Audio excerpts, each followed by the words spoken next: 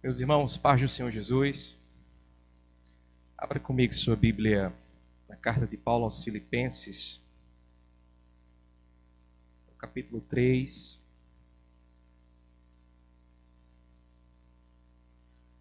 Nós vamos ler o verso 12 ao verso 14. Filipenses, capítulo 3, versículo 12 em diante. Quero expressar a minha gratidão de mais uma vez estar com os irmãos. Que Deus os abençoe poderosamente. Amém? Diz assim a palavra do Senhor: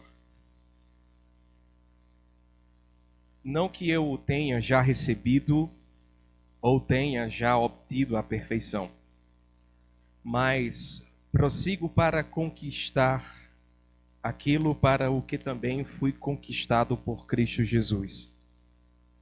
Irmãos, quanto a mim, não julgo havê-lo alcançado, mas uma coisa faço, esquecendo-me das coisas que para trás ficam e avançando para as que diante de mim estão, prossigo para o alvo, para o prêmio da soberana vocação de Deus em Cristo Jesus. Amém? A música O Melhor de Deus ainda está por vir, composta pelo cantor Kleber Lucas, foi lançada originalmente pela MK Music, no ano de 2005, especificamente no mês de maio.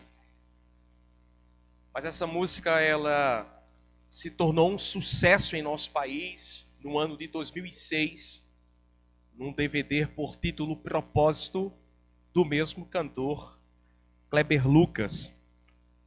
E essa música, O Melhor de Deus ainda está por vir, foi um sucesso naquela época. A razão de sucesso foi o fato dela criar esperança na vida de alguém que ainda não chegou aonde desejava chegar. Nós somos seres que amamos motivação. Então, quanto mais motivação, melhor para o nosso coração. No entanto, quando as coisas dão errado, rapidamente a gente tenta se motivar, criando expectativas de que Deus tem algo melhor para nós. Se você se frustra com algum plano, com algum sonho, rapidamente o teu coração começa a buscar caminhos de que o tempo de Deus não chegou e que Deus tem algo melhor. Por isso que a música O Melhor de Deus ainda está por vir, ela fez tanto sucesso. Mas na realidade, sem generalizar, porque não são todas as pessoas assim, mas reagir aos fracassos da vida ou aos sonhos frustrados desta maneira, como se algo melhor ainda está para vir, é apenas o reflexo de um mundo raso e superficial. É o reflexo do mundo em que nós vivemos. Porque o mundo em que nós vivemos não enxerga Cristo como o bem supremo da vida. Especificamente quando o cenário é ruim. Se o cenário é ruim, parece que as pessoas rapidamente se esquecem de que Cristo é o bem supremo da vida delas. Veja bem, segundo a Sociedade Brasileira de Cirurgia Plástica, cerca de 1,5 milhão de pessoas fizeram procedimentos estéticos no Brasil no ano passado.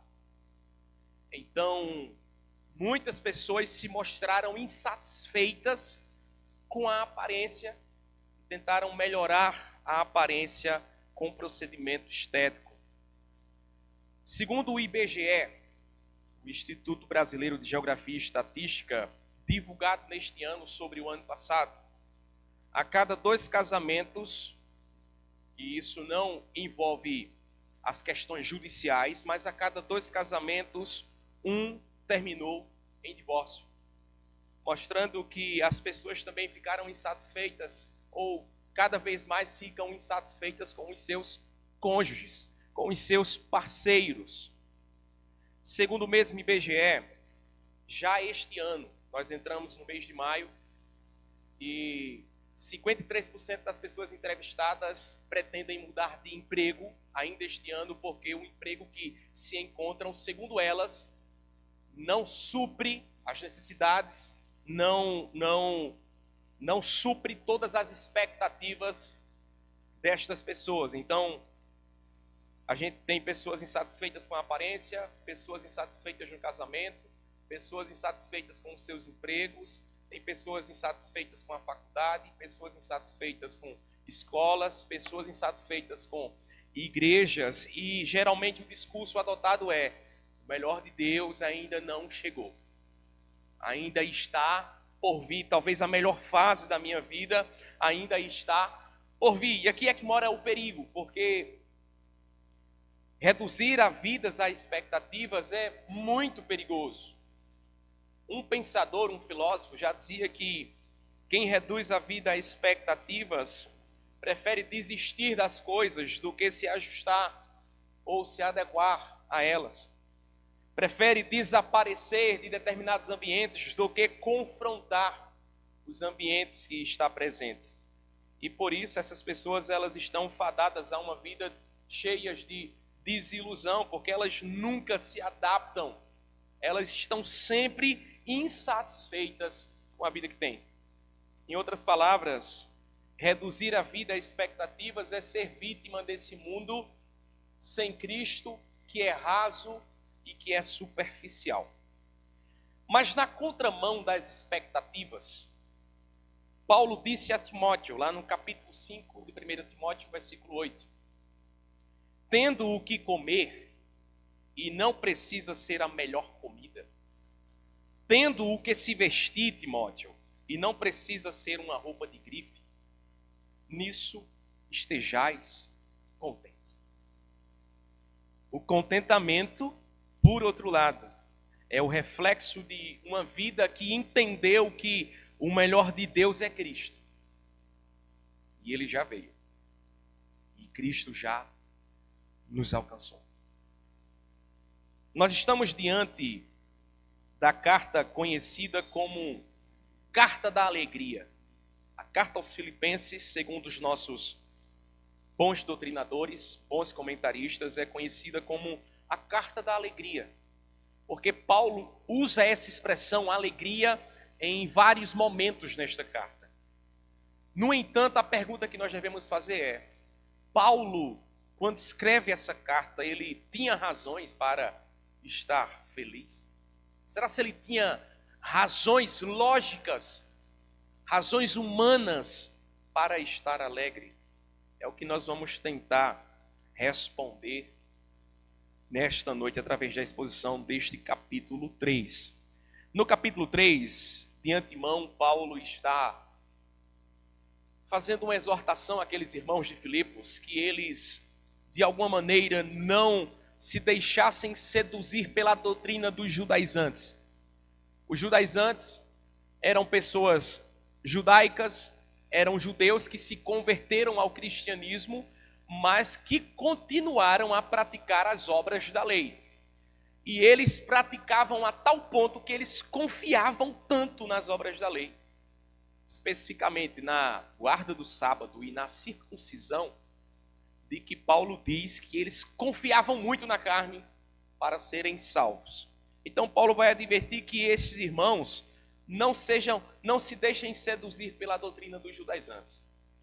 E a outra parte do capítulo 3, Paulo vai exortar aqueles irmãos também a deixarem de lado tudo o que o mundo pode oferecer, tudo o que o interesse próprio pode oferecer, e incentiva aqueles irmãos a abandonarem o mundo, abandonarem o interesse próprio e buscarem aquilo que de fato é central, que é o conhecimento de Cristo Jesus. Isto é que é central na vida de qualquer ser humano.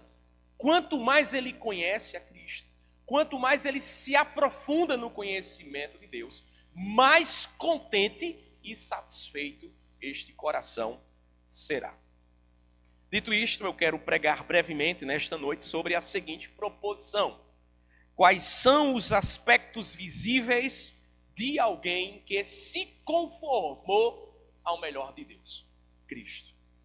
Quais são os aspectos visíveis de alguém conformado a Cristo Jesus? Eu não sei se todos que estão aqui presentes são cristãos, já fizeram uma profissão de fé pública.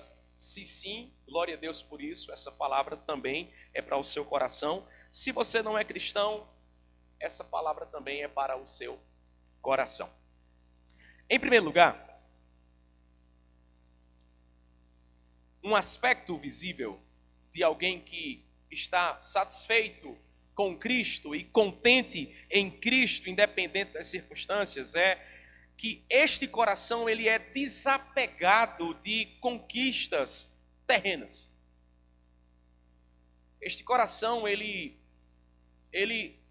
não é posto, não tem como fundamento um currículo terreno, uma conquista terrena e passageira. E para falar sobre isso, eu preciso mencionar brevemente um pouco sobre a biografia do apóstolo Paulo, especificamente o período em que ele começa a estudar a tradição judaica até o período em que ele sai fariseu no judaísmo. Segundo Charles Ferguson, que é um teólogo que escreveu sobre a vida e os tempos do apóstolo Paulo, ele diz que Saulo iniciou seus estudos com 5 anos de idade, conforme a cultura judaica daquela época. As crianças começavam a estudar com 5 anos de idade, especificamente os meninos, e os pais, o pai, no caso o homem, era o principal responsável pela educação daquela criança neste momento. Aos 13 anos, Saulo foi levado a uma sinagoga local para uma cerimônia conhecida entre os judeus de Bar Mitzvah. Esta cerimônia tornava aquela criança de 13 anos responsável legal pelos seus atos. Então, diferentemente de hoje, que um adolescente de 13 anos não é responsável legal pelos seus atos públicos, já naquela época, com 13 anos, a partir dessa cerimônia, uma criança se tornava responsável pelos seus atos na vida pública. Ainda com 13 anos de idade, devido à sua capacidade intelectual e moral, os pais de Saulo direcionaram Saulo da cidade de Tarso para a cidade de Jerusalém, aonde ele vai estudar em uma das melhores escolas rabínicas da época, com um professor chamado Gamaliel. E lá em Jerusalém, ele fica até os 25 anos de idade. Quando ele completa 25 anos de idade e termina a sua fase de estudos em Jerusalém, ele retorna para Tarso, porque agora ele deveria passar 5 anos numa sinagoga local de Tarso, até completar os 30 anos de idade, para sair ou se formar a fariseu. Quando Paulo volta para Tarso, mesmo não atingindo ainda a idade necessária de 30 anos, ele tomou lugar junto aos homens da sinagoga e ele se tornou um dos principais da sinagoga. Quando ele completa 30 anos de idade, ele se torna fariseu e se torna não apenas um fariseu simples, comum, mas um dos principais fariseus, avantajando-se muito aqueles que tinham mais idade do que ele. Nesse interim, Saulo conquistou um currículo impressionante. Por que um currículo impressionante? É o currículo que ele descreve aqui no capítulo 3. Veja comigo. A partir do versículo 4. Vamos ler do versículo 3, porque isso facilita a nossa compreensão. Capítulo 3, versículo 3 de Filipenses diz assim: porque nós é que somos a circuncisão, nós que adoramos a Deus no Espírito, e nos gloriamos em Cristo Jesus, e não confiamos na carne. Aqui é uma resposta aos judaizantes. Quando ele diz não confiamos na carne, é porque os judaizantes confiavam em obras da carne para a salvação. Mas aí no versículo 4, Paulo vai abrir um parêntese. Ele vai dizer assim, olha, bem que eu poderia confiar também na carne. Se qualquer outro pensa que pode confiar na carne, eu ainda mais. E a gente pergunta, por quê, Paulo? E ele vai explicar.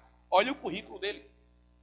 Circuncidado ao 8º dia, da linhagem de Israel, da tribo de Benjamim, hebreu de hebreus, quanto à lei, fariseu, quanto ao zelo, perseguidor da igreja, quanto à justiça que há na lei, irrepreensível. Aqui está o currículo que ele conquistou na sua fase de estudos até sair fariseu. Ser circuncidado ao 8º dia era exatamente cumprir a lei levítica.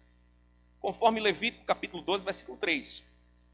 A lei prescrevia que uma criança, que um homem, um menino, fosse circuncidado ao 8º dia. E isso mostra que os pais de Saulo seguiram à risca a tradição do judaísmo, mostrando que Paulo não era prosélito do judaísmo. Paulo era um judeu nato. Paulo vai dizer que os seus antepassados também eram israelitas. E ser membro da nação eleita era um motivo de orgulho para os judeus. É tanto que eles chamavam aqueles que estavam fora da nação eleita de gentios ou cachorros, cachorrinhos. Mas Paulo vai dizer também assim, eu sou da tribo de Benjamim. E isso era um motivo de vanglória para um judeu no primeiro século. Por quê? Ser da tribo de Benjamim, levando em consideração o passado de Benjamim, Benjamim, juntamente com José, foram os filhos da mulher que Jacó mais amava. E isso era um motivo de se vangloriar. Por quê? Porque eu sou filho da mulher que o pai Jacó mais amava.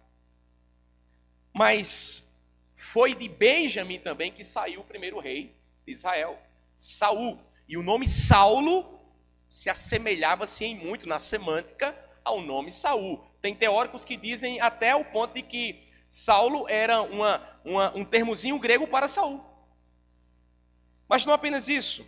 Saulo vai dizer que a sua prática e herança eram hebraístas. Ele diz, eu sou hebreu de hebreus. E ser hebreu de hebreus também era algo para vanglória. Porque depois do cativeiro babilônico, dos 70 anos que o povo de Judá passa na Babilônia, quando eles voltam, e alguns ficam ainda espalhados pelo Império Babilônico, muitos judeus deixaram de falar o hebraico e passaram a falar o aramaico. Então, nem todos os judeus dominavam o hebraico no primeiro século. Mas Paulo diz, eu sou hebreu de hebreus. Então, ele manteve, ou melhor, os seus pais mantiveram a língua hebraica, ensinaram Saulo a língua hebraica e ele cresceu falando tanto o hebraico, o aramaico, o grego, é tanto que ele era considerado um poliglota em idiomas. Paulo também diz, olha, e quanto à lei eu fui fariseu. Para a gente hoje talvez farisaísmo seja sinônimo de hipocrisia.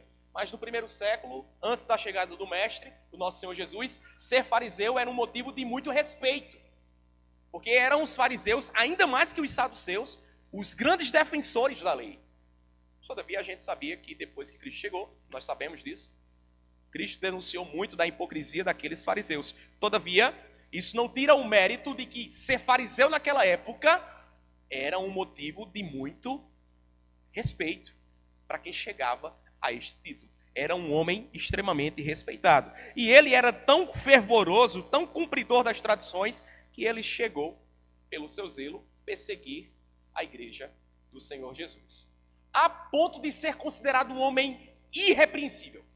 Então está aqui a construção do currículo do apóstolo Paulo. Por isso que ele está dizendo aos filipenses, olha, se os judaizantes pensam que podem confiar em obras da carne, eu ainda mais. Olha aqui o meu currículo. Olha aqui o que eu conquistei. Mas o que é interessante? Tudo isso que Paulo fala aqui não é motivo, ele não está se vangloriando para os filipenses, mas é apenas para mostrar Se alguém pode confiar em si mesmo, esse alguém era ele. Mas com a entrada de Cristo na vida dele, lá no caminho de Damasco, quando ele tem um encontro genuíno com Cristo, esse encontro levou ele a renunciar todas as vantagens que ele conquistou no judaísmo, passando a considerá-las agora como desvantagens. Depois que Cristo entrou no coração dele, todas as virtudes, todo o currículo que ele construiu, parece que agora ele não enxerga mais como vantagens, mas desvantagens. Ele chega a ponto de considerá-las mero lixo. Por quê? É o que diz aqui no versículo 7 do capítulo 3. Mas o que para mim era lucro, isto considerei perda por causa de Cristo. Olha só, o versículo 8. Sim, deveras considero tudo como perda, por causa da sublimidade do conhecimento de Cristo Jesus, meu Senhor, por amor do qual perdi todas as coisas, e as considero como refúgio, talvez a sua versão esteja realmente lixo, para ganhar a Cristo. Então, o que é que nós temos aqui? Nós temos uma reação do apóstolo Paulo, depois que Cristo entra na vida dele. O que para ele era lucro, o que para qualquer judeu do primeiro século era lucro, ele considerou perda, mero lixo, refúgio, depois que Cristo entrou no coração dele. E o que Paulo está querendo dizer aqui não é que as virtudes que ele alcançou, que ele conquistou, de fato era lixo, mas comparado ao conhecimento de Cristo, é lixo. É isso que ele está querendo dizer. Comparado a Cristo Jesus, nenhum currículo terreno é superior. Nenhuma conquista. Diante dessa reação de Paulo ao seu próprio currículo, a tudo aquilo que ele conquistou, eu pergunto: e quanto a nós, irmãos? E quanto a nós? Como nós estamos reagindo ao currículo que nós construímos aqui na Terra? Talvez a gente esteja tentado, porque nós somos tentados demais nestas questões, a nos gabar de coisas tão menores. A gente não atingiu nem esse currículo que o apóstolo Paulo conseguiu aqui. E a gente fica se gabando de coisas pequenas. Tem pessoas que se gabam porque tem mais condição, uma condiçãozinha a mais financeira do que outra pessoa. Tem alguém que se gaba pela posição social que alcançou na sociedade. Talvez atingiu um cargo público e agora essa pessoa ela fica se sentindo melhor do que outra. Tem outras pessoas que se gabam pela cultura que tem. Porque é mais inteligente, porque é mais sabido do que outras pessoas. Tem pessoas que se gabam porque é mais estáveis emocionalmente. E olha para aquela pessoa que é mais frágil emocionalmente, dizendo assim: eu mesmo que não queria ser daquele jeito, ainda bem que eu não sou. Tem pessoas que se gabam pela família que tem. Ah, porque meu pai é isso, né? Minha mãe é isso. Meu pai é policial. Minha mãe é prefeita. Tem pessoas que se gabam pelo sucesso empresarial. Atingiu um patamar na empresa, chegou pequeno, cresceu lá dentro e agora não reconhece mais aqueles que entraram lá como ele. Tem pessoas que se gabam por conta do partido político que tem. Tem pessoas que se gabam por conta da denominação. Ah, porque eu sou batista. Tu é congregacional, eu sou pastor congregacional, né? Tu é congregacional, eu sou batista. Tem gente que se gaba dessas coisas. Como se a fé em Cristo fosse menor que essas coisas. Ao invés de nós estarmos orgulhosos pela fé em Cristo, pelo prazer em Cristo, nós ficamos nos orgulhando porque o nosso filho agora conseguiu entrar na faculdade. Porque agora eu alcancei o emprego dos sonhos. Pessoas perdem o contentamento em Deus com muita rapidez porque não conquistam essas coisas. Porque não chegou lá. Não chegou na conquista desejada. E aí a falta dessas conquistas faz com que essas pessoas cantem O melhor de Deus ainda está por vir. Aí elas ficam se alegrando porque está escutando um louvor como esse. Não era para ser um louvor.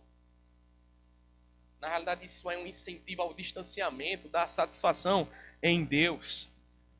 O que nós devemos aplicar aqui, irmãos, seja lá qual foi o currículo que você conquistou.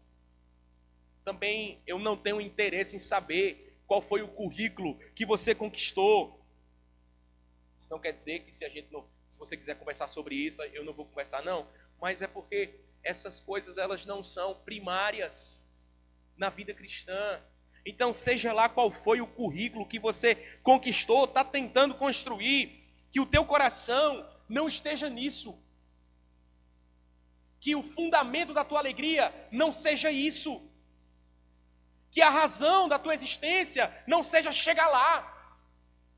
Que aquilo que é central em tua vida não seja o melhor emprego, o melhor carro, a melhor casa. Não. Se Deus te acrescentar conquistas nesta terra, que o teu coração não esteja nestas conquistas. Com as conquistas ou sem as conquistas, celebremos ao Senhor como o bem supremo de nossa vida, como o Deus da nossa salvação. Que possamos dizer como o salmista diz lá no capítulo 16 de Salmos: outro bem não possuo, senão somente a ti, Senhor. Isso aqui é a razão de Deus. Isso aqui é desapego. Isso aqui não é um desestímulo para que você não estude. Não é um desestímulo para que você não corra atrás. Não. Isso aqui é um desestímulo para que você faça disso a razão da tua alegria. Que a razão da tua alegria seja o melhor de Deus que já veio, Cristo Jesus. Mas em segundo lugar, o primeiro aspecto nós falamos sobre o desapego de conquistas e currículos terrenos.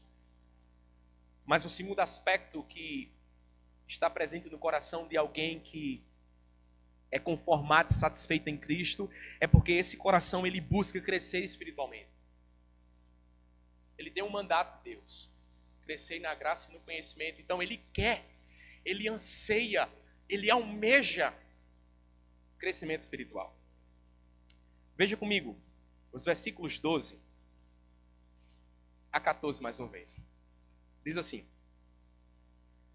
não que eu o tenha já recebido ou tenha já obtido a perfeição, mas prossigo para conquistar aquilo para o que também fui conquistado por Cristo Jesus.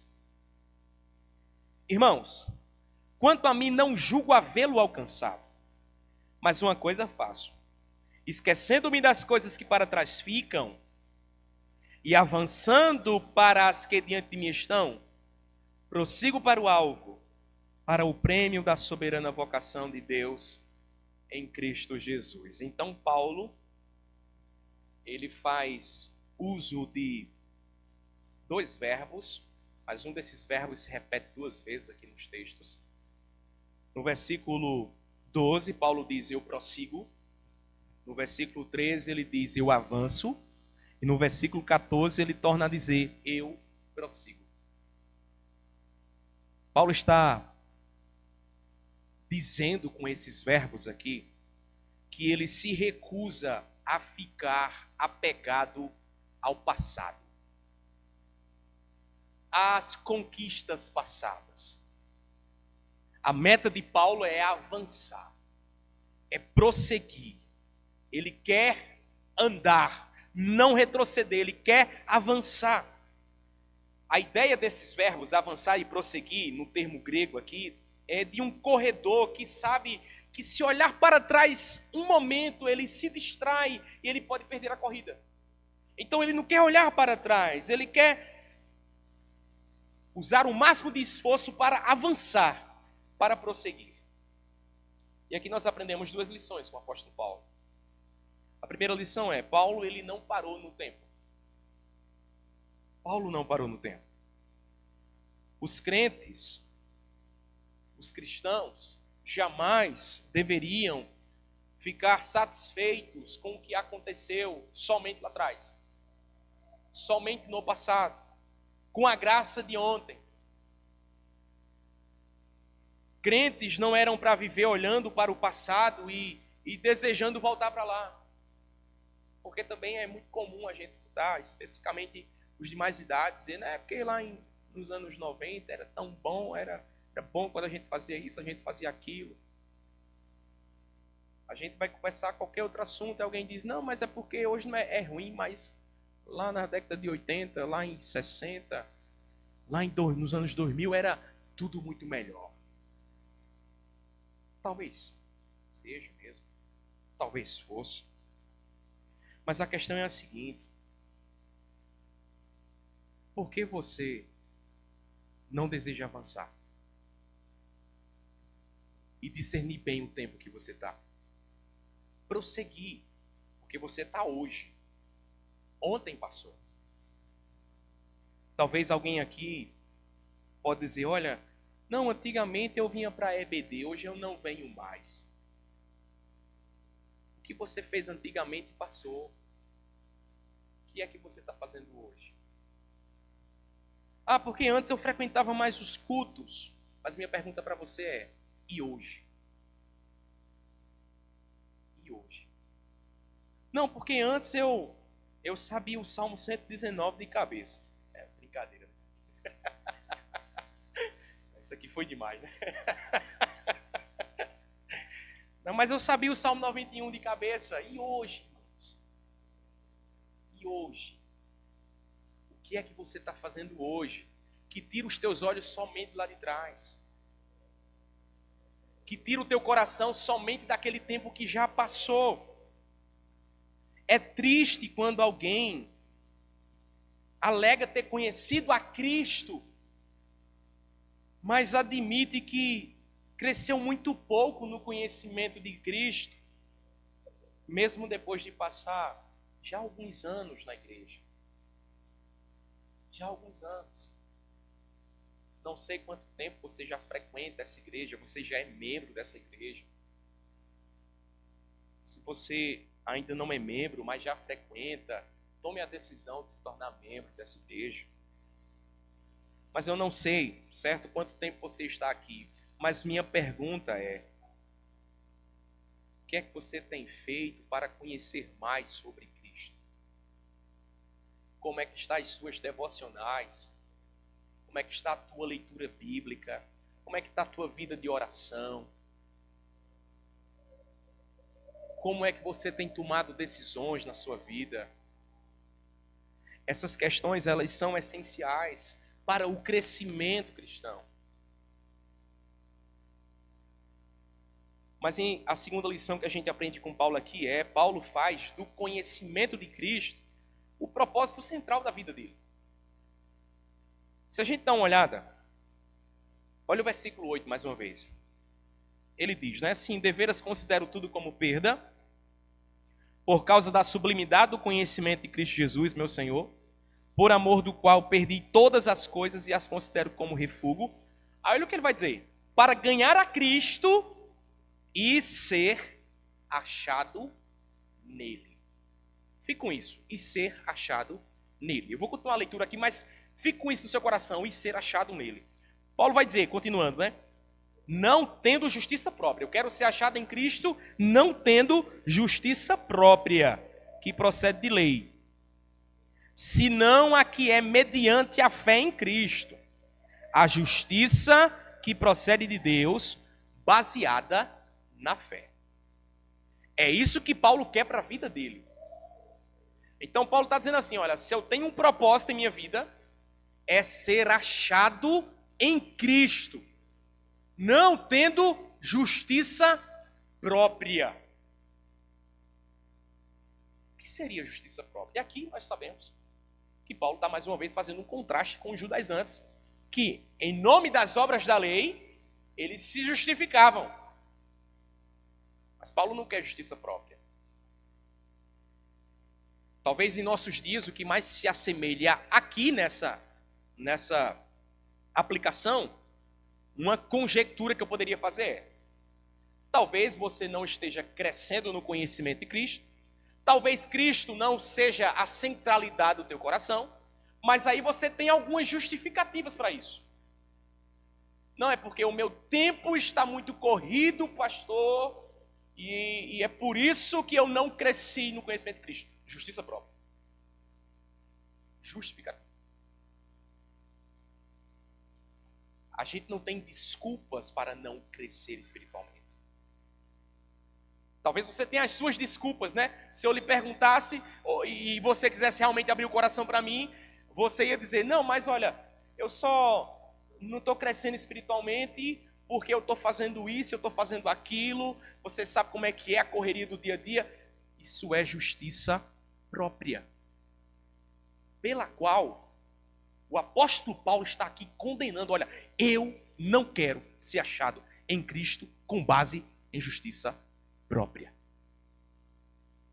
Com base em justiça própria. Aí talvez a gente condena tanto os judaizantes, mas no final das contas, nós estamos confiando também na nossa própria carne, no nosso próprio discurso, como se o nosso discurso fosse convencer o Rei dos Reis, o Senhor dos Senhores, como se o nosso discurso fosse suficiente para isso. Então Paulo faz do conhecimento de Cristo o propósito central da sua vida. A única coisa que Paulo almeja é conhecer mais a Cristo e ser achado em Cristo. Sabe o que é interessante aqui? Se a gente levar em consideração o ano que Cristo nasceu no ano 0, certo? Então, do ano 0, Cristo é crucificado no ano 33. E no ano 36 da Era Comum, Saulo tem um encontro com Cristo na estrada de Damasco. Então, no ano 36, leia-se os nossos historiadores que Saulo teve aquele encontro na estrada de Damasco. Mas quando Paulo escreve a carta aos Filipenses, levando em consideração que Cristo nasceu no ano 0, muito provavelmente essa carta aos Filipenses foi escrita no ano 67 da Era Comum. Ano 67. Então, do ano 36 ao ano 67 da Era Comum, se passaram 31 anos. Vamos fechar e arredondar nos 30 anos.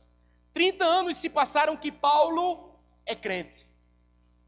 Mas ele continua querendo conhecer a Cristo. Já é com a idade avançada que ele está dizendo, olha, o que eu quero, meus irmãos de Filipos, é ser achado em Cristo, não tendo justiça própria. É tudo o que eu mais quero, o quê? Ser achado em Cristo.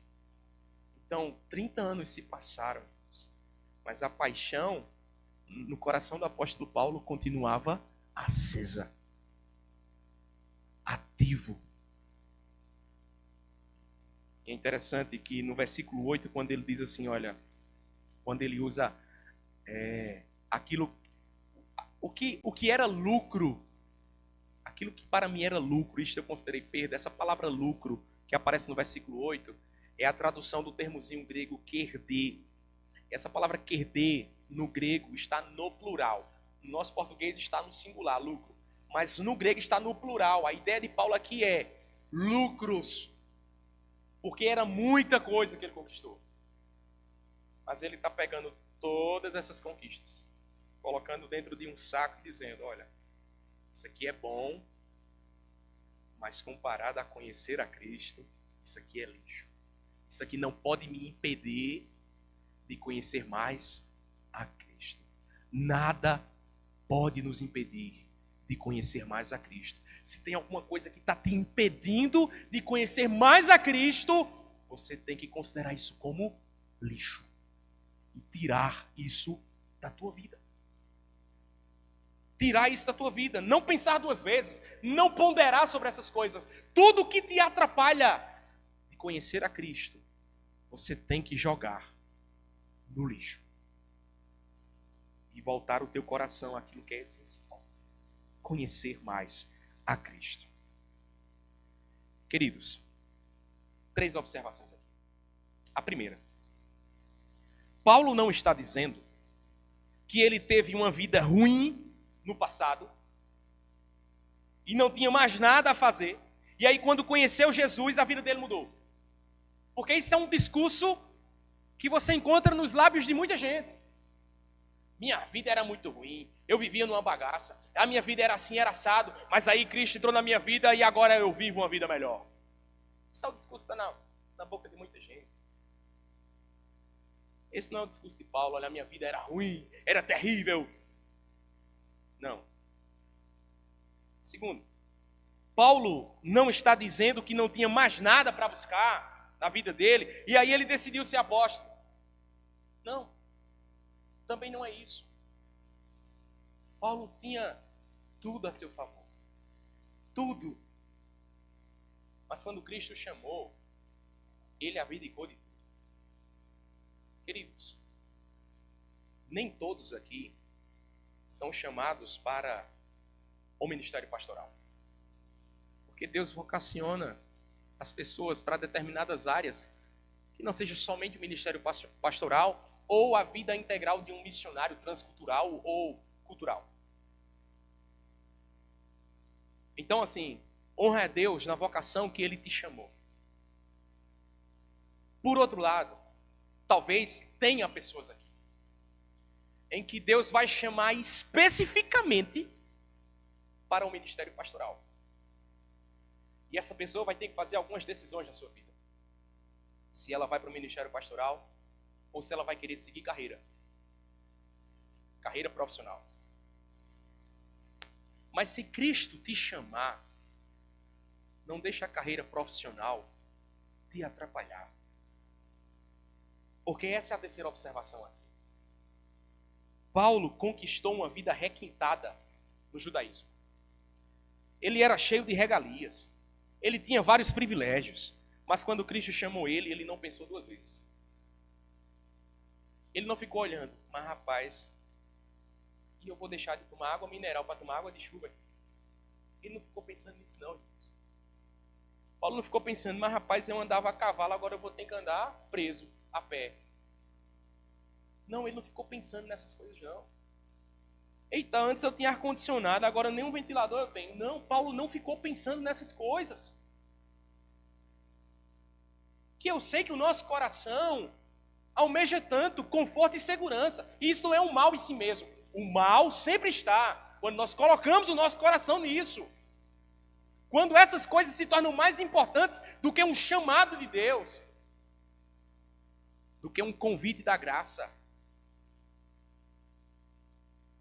Paulo não pensou duas vezes. Ele olhou para as conquistas que ele alcançou, mas ele disse, não, essas coisas elas são terrenas.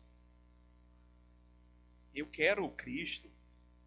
Tem um hino da harpa cristã, apesar de congregacional cantar salmos e hinos, nossa área de salmos e hinos, a gente também escuta louvores da harpa cristã e do cantor cristão também. Mas tem um hino, que é o hino 36 da harpa cristã, que tem uma estrofe dizendo assim: passarinhos e belas flores querem me encantar, mas são vãos terrestres esplendores. Eu contemplo o meu lar. Tem muita coisa que quer nos encantar nessa vida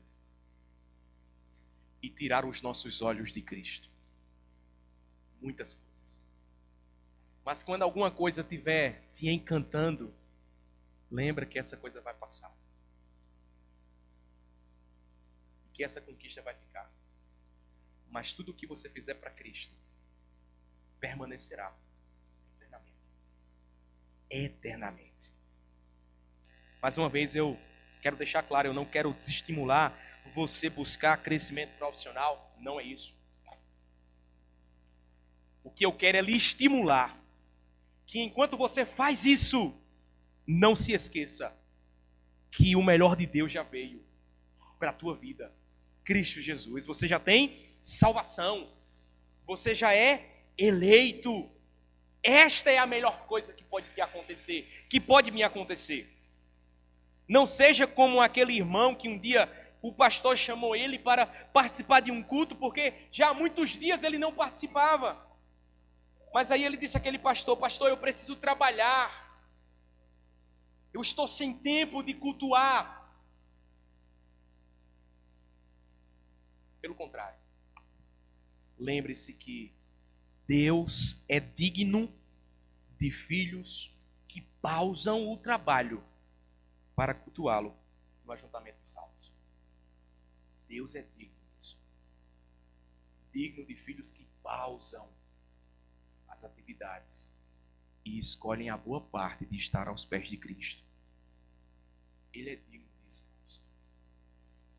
Enfim, caminhando para o final aqui.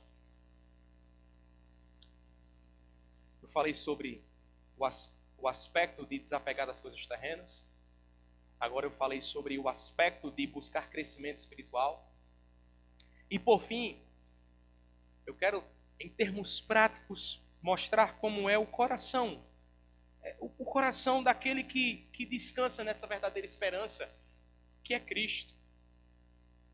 Quando Paulo escreve aos Filipenses a carta da alegria, como eu disse aos irmãos no início, em termos lógicos, ele não tinha razões para estar alegre, porque ele estava preso. Estava preso numa masmorra, era o seu primeiro aprisionamento em Roma. E quem está feliz estando preso? Mas mesmo preso, quando eu leio a carta aos Filipenses, eu imagino Paulo olhando nos olhos daqueles irmãos de Filipos e dizendo: meus irmãos, eu estou plenamente certo de que aquele que começou a boa obra em vós há de completá-la até ao dia de Cristo Jesus. Filipenses capítulo 1, versículo 6. Então ele está preso, mas ele está convicto de que a obra do Senhor Jesus vai ser completada. Talvez alguém diga assim: ô Paulo, está muito ruim tua vida aí não? E aí Paulo escreve Filipenses 1, versículo 12. Ele diz: eu quero ainda, irmãos, cientificar-vos de que as coisas que me aconteceram têm antes contribuído para o progresso do Evangelho. É assim que você enxerga as suas tribulações? Passando uma tribulação, mas enxergando o ponto positivo da espiritualidade, que mesmo debaixo de muitas tribulações, o teu comportamento vai glorificar a Deus e vai fazer com que outras pessoas aprendam o bom comportamento dos servos do Senhor. Mesmo preso, Paulo aconselha a unidade da igreja. No capítulo 4 ele vai dizer: olha, eu rogo a Evódia e a Sintique que andem concordantemente. Será se ele tinha tempo na prisão para meditar sobre essas coisas? Unidade cristã. Talvez alguém diz assim: Paulo, olha como tu estás na miséria. E ele escreve, Filipenses capítulo 3, versículo 20, versículo 21, ele diz: olha, pois a nossa pátria está nos céus. Nossa pátria não é terrena. Dos céus, de onde também aguardamos o Salvador, o Senhor Jesus Cristo, o qual transformará o nosso corpo de humilhação para ser igual ao corpo da sua glória. Mas aí, talvez alguém no meio da congregação dos filipenses, né, porque sempre tem alguém, e diz assim: Paulo, tu vai morrer aí, nessa prisão. Mas aí Paulo já deixa claro: para mim, o morrer é lucro e o viver é Cristo. Alguém diz: mas Paulo, como é que você se alegra nessa circunstância? Porque o fundamento, a base, a estrutura da minha alegria é o Senhor. Filipenses capítulo 4, versículo 4, Paulo diz, né? Alegrai-vos sempre no Senhor. Outra vez vos digo, alegrai-vos. Sempre, em todo momento, e no Senhor é o fundamento da alegria. Mas aí, mais uma vez, alguém pode dizer: mas Paulo, você agora está velho, impotente. Talvez Paulo respondeu assim a esta crítica: é verdade, eu estou velho e impotente, mas meu Cristo Jesus continua reinando soberanamente e tudo posso naquele que me fortalece. Filipenses capítulo 4, versículo 13. Talvez você colocou tudo posso naquele que me fortalece quando você comprou um carro novo, né? E colocou lá. Mas Paulo disse isso quando ele estava preso. Tudo posso. Irmãos, vocês percebem que não há espaço para um discurso de vitimismo aqui? Nem um discurso de derrotado? Porque, provavelmente, alguém na situação do apóstolo Paulo diz assim: depois que eu entrei na lei dos crentes, meu amigo, minha vida só foi para baixo. Talvez qualquer outra pessoa ia dizer isso. Perdeu as regalias e agora está preso. Mas Paulo não. Paulo não vê isso como um discurso de derrota. Porque ele entendeu que o melhor de Deus já veio, Cristo Jesus. Ele entendeu assim. Ele entendeu que o melhor de Deus é Cristo. O melhor de Deus não é a casa melhor. O melhor de Deus não é nem a liberdade. A liberdade de ir e vir. O melhor de Deus é Cristo. E Paulo entendeu que estando preso, ou estando solto, tendo dinheiro ou não tendo dinheiro, ele aprendeu a viver contente em toda e qualquer situação. E isso mostra, irmãos, que ter apenas um conhecimento externo de Cristo, um conhecimento de ouvir falar, é um caminho muito perigoso, porque isso não brilha os olhos de ninguém, não enche o coração de ninguém, é apenas externo. Mas se você conhecer Cristo intimamente, somente conhecendo a Cristo intimamente, você vai entender que Ele é a melhor coisa que aconteceu em sua vida. E não há outra que possa substituir. Então, através dessa mensagem, nós possamos olhar para o nosso coração nesta noite e ponderar aonde é que está a beleza para o nosso coração. Que Cristo seja o centro das nossas vidas. Amém? Feche os seus olhos e vamos orar. Senhor, nós te oramos no nome de Jesus. Nós queremos pedir a Ti perdão pelos nossos pecados, de todas as vezes que o nosso coração se desviou de Ti, Senhor. Se desviou de ter o Senhor como central em nossas vidas. Perdoa-nos.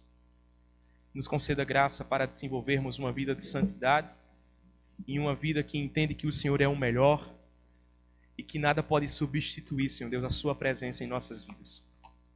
Que seja tendo muito ou tendo pouco, que o nosso coração, que os nossos olhos possam brilhar quando nós lermos a Sua palavra, quando nós escutarmos a Sua voz, ó Deus. Seja o centro da nossa vida.